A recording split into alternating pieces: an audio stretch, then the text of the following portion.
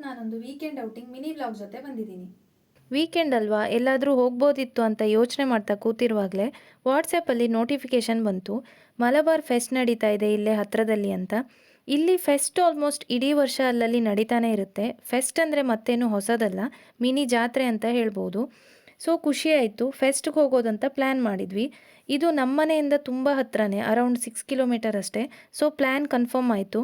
Special ಅಂತ ಏನಿರಲಿಲ್ಲ, ಅದೇ ಸ್ವಲ್ಪ ಮಕ್ಕಳ ಆಟದ systems, giant wheel, Columbus, break dance, chaat stall, ice cream stall ಮತ್ತು ಸ್ವಲ್ಪ ಅಂಗಡಿಗಳಿದ್ವು.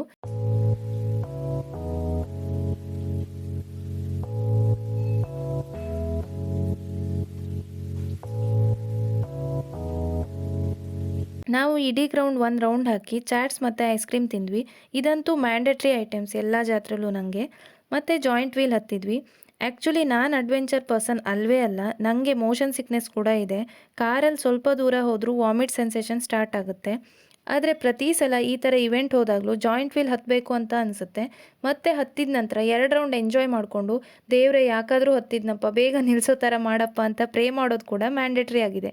ಕ್ರೌಡ್ ಇಲ್ಲದೆ ಇರೋದ್ರಿಂದ 6 ರೌಂಡ್ ಹೋಗೋ ಜಾಯಿಂಟ್ ವೀಲ್ ನನ್ನ ದುರದೃಷ್ಟಕ್ಕೆ 10 ರೌಂಡ್ ತಿರುಗಿಸಿದ್ರು ಇವತ್ತು. ಹೇಗೋ ಇಷ್ಟಪಟ್ಟು ಕಷ್ಟಪಟ್ಟು ಜಾಯಿಂಟ್ ವೀಲ್ ಹತ್ತಿಡಿದ್ವಿ.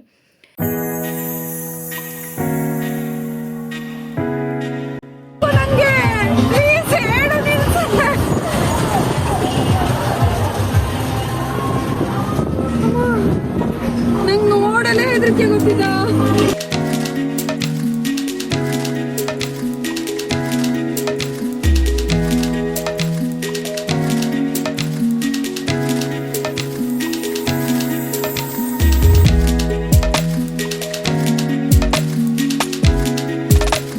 ನಂತರ ಟೆಡ್ಡಿ ಬೇರ್ ಆಸೆಯಿಂದ ಈ ಆಟ ಕೂಡ ಆಡಿದ್ವಿ.